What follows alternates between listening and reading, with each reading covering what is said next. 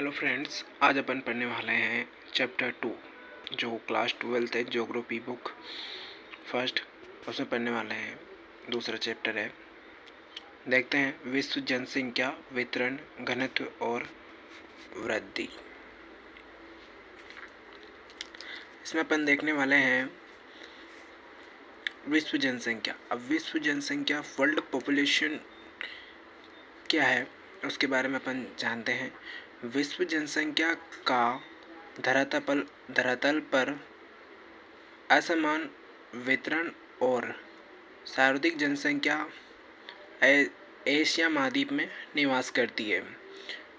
Asia में जनसंख्या सर्वाधिक है, परंतु उसका वितरण असमान है, क्योंकि कुछ स्थानों पर अधिक लोग रहते हैं तो कुछ स्थानों पर बहुत कम लोग रहते हैं। इसका प्रमुख कारण भौगोलिक कारण है। एशिया की जनसंख्या के बारे में जॉर्ज बी ट्रेसी का कथन है कि एशिया में अधिक स्थानों पर कम लोग और कम स्थानों पर अधिक लोग रहते हैं। आगे देखते हैं, प्रत्येक देश के लिए जनसंख्या का महत्व होता है और इस महत्व को राल्फ वाल्डो एमर्सन ने निम्न कथन से बताया है कि एक राष्ट्र स्वर्ण से नहीं यानी सोने से नहीं बल्कि स्त्री और पुरुषों से मजबूत और महान बनता है। अब इसके बारे में जॉर्ज बी क्रेसी के जो उन्होंने कथन कहा है, कम स्थानों पर अधिक लोग रहते हैं और जो पर स्थान अधिक है वहाँ पर जनसंख्या कम पाई जाती है और जहाँ पर स्थान कम है वहाँ अधिक जनसंख्या पाई जाती है। ऐसा भौगोलिक स्थिति के कारण होता है। अगर आपको पूछा जाए कि विश्व जनसंख्या किसे कहते हैं तो आपको ये लिखना है, ये उदाहरण भी लिखना है आपको। एक नंबर में पूछ ले आपके रोल पर वाल्डो एमर्सन का निम्न कथन पूछ ले तो ये आपको लिखना है, स्वर्ण से नहीं बल्कि स्त्री पुरुषों से महान बनता है देश। अब देखते हैं विश्व जनसंख्या वितरण, डिस्ट्रीब्यूशन ऑफ वर्ल्ड पॉपुलेशन।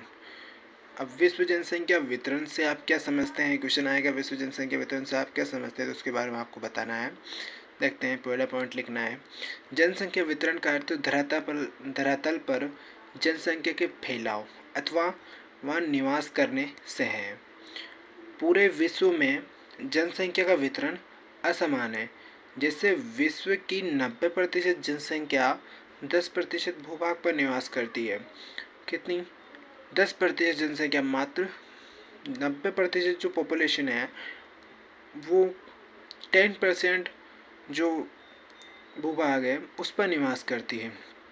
आगे देखते हैं, विश्व में सबसे अधिक जनसंख्या एशिया महाद्वीप की है। क्वेश्चन आएगा कि विश्व में सबसे अधिक जनसंख्या किस महाद्वीप की है तो एशिया महाद्वीप की, और 10 सबसे अधिक जनसंख्या वाले देशों में एशिया महाद्वीप के 6 देश शामिल हैं। अब एशिया महाद्वीप के 6 देश जो शामिल है वो एशिया के 6 सर्वाधिक जनसंख्या वाले देशों में विश्व की 40% जनसंख्या निवास करती है। वो 10 जनसंख्या वाले जो देश हैं वो कौन कौन से देखते हैं।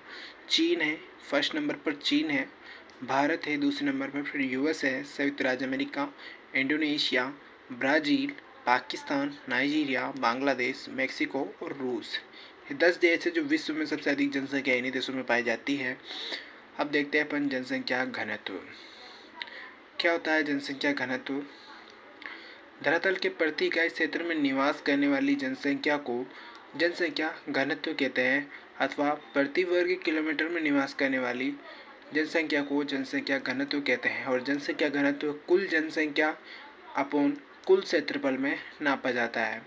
अब क्वेश्चन आएगा कि जनसंख्या घनत्व से क्या तात्पर्य है, जनसंख्या घनत्व किसे कहते हैं, तो आपको ये लाइन लिखना है, 2 नंबर में पूछेगा, इंपॉर्टेंट भी है, वेरी वेरी इंपॉर्टेंट है। ये परिभाषा लिखकर आपको उदाहरण सूत्र जरूर लिखना है। अब देखते हैं वर्तमान में क्या स्थिति है। वर्तमान में विश्व जनसंख्या घनत्व 51 व्यक्ति वर्ग किलोमीटर है। विश्व में सर्वाधिक जनसंख्या घनत्व वाला महाद्वीप कौन सा है तो एशिया है।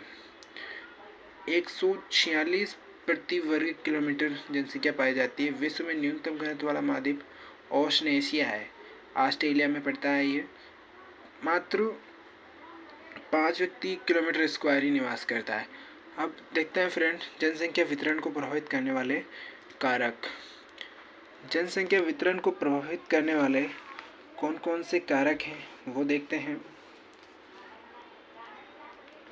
तो पहला कारक है भौगोलिक कारक, ये भौगोलिक कारक। दूसरा आर्थिक, तीसरा सामाजिक। आर्थिक में क्या कहता है, जल संपदा आती है, भू आकृति आती है, जलवायु आती है, मृदा आती है। 4 कारक भौगोलिक कारक है।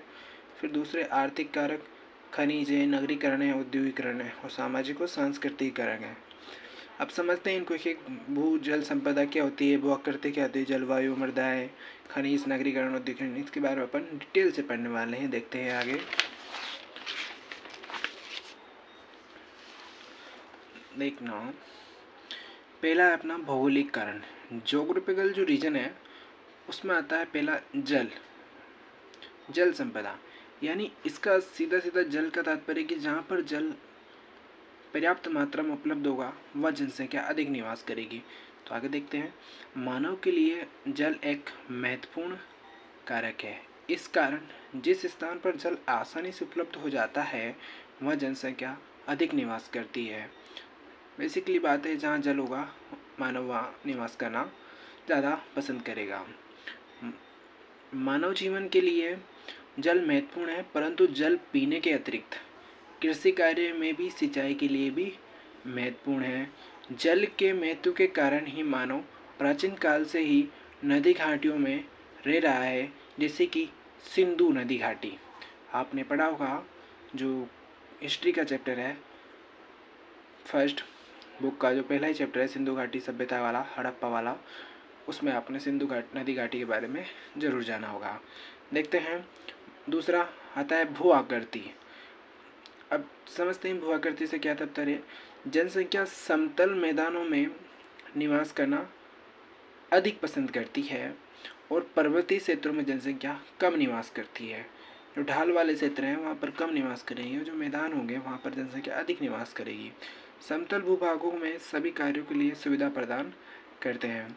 समतल भूभाग के कारण उत्तर भारत के मैदान में जनसंख्या अधिक निवास करती है, जबकि पर्वतीय क्षेत्र में जनसंख्या कम निवास करती है।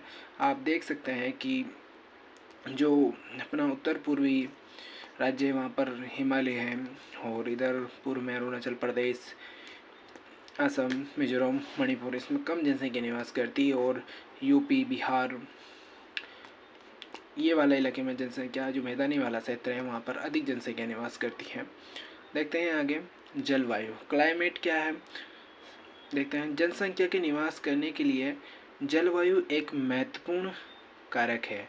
अति उष्ण, जो अत्यधिक गर्म होते हैं, और अति शीतल और अत्यधिक जो अधिक ठंडे वाले जलवायु वाले क्षेत्रों में जनसंख्या बहुत कम निवास करती है, क्योंकि वहाँ अधिक तापमान होगा तो वहाँ भी जनसंख्या कम निवास करेगी, और जहाँ पर अधिक ठंड होगा वहाँ पर भी जनसंख्या कम निवास करेगी। जिन स्थानों पर जलवायु अनुकूल होती है वहाँ अधिक लोग निवास करते हैं, जबकि प्रतिकूल जलवायु में बहुत कम लोग निवास करते हैं। क्वेश्चन आपसे पूछ सकता है कि भौगोलिक जो अपन ने कारक देखा था उसके जो प्रकार हैं उनमें आ सकता है, ये लिखना है आपको। भूमध्य सागरीय क्षेत्र में अपने सुखद जलवायु के कारण प्राचीन काल से ही सघन बसा है। जो भूमध्य सागरीय क्षेत्र है वहाँ पर जलवायु सही है, तो वहाँ पर अधिक जनसंख्या निवास करती है। अब देखते हैं, चौथे अपन ने पढ़ी थी मृदा है, जो भौगोलिक कारक है। मृदा भी बहुत प्रभावित करती है।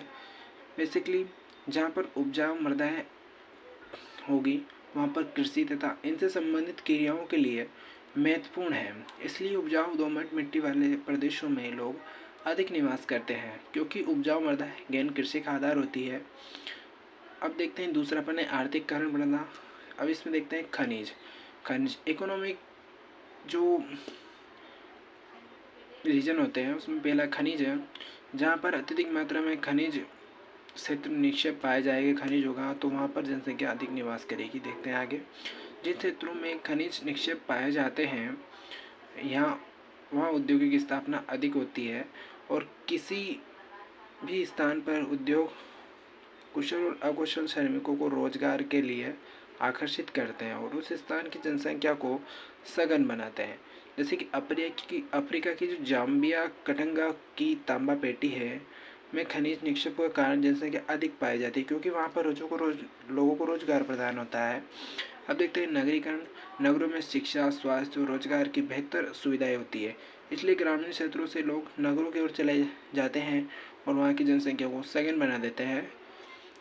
तीसरा है औद्योगिकरण। किसी भी स्थान पर एक से अधिक उद्योग विकास का कारण बनते हैं। जहाँ पर उद्योग अधिक हो गए तो वहाँ पर श्रमिकों की आवश्यकता होगी, और श्रमिक की आवश्यकता होगी तो लोग वहाँ जाएंगे, शहरों की ओर पलायन करेंगे।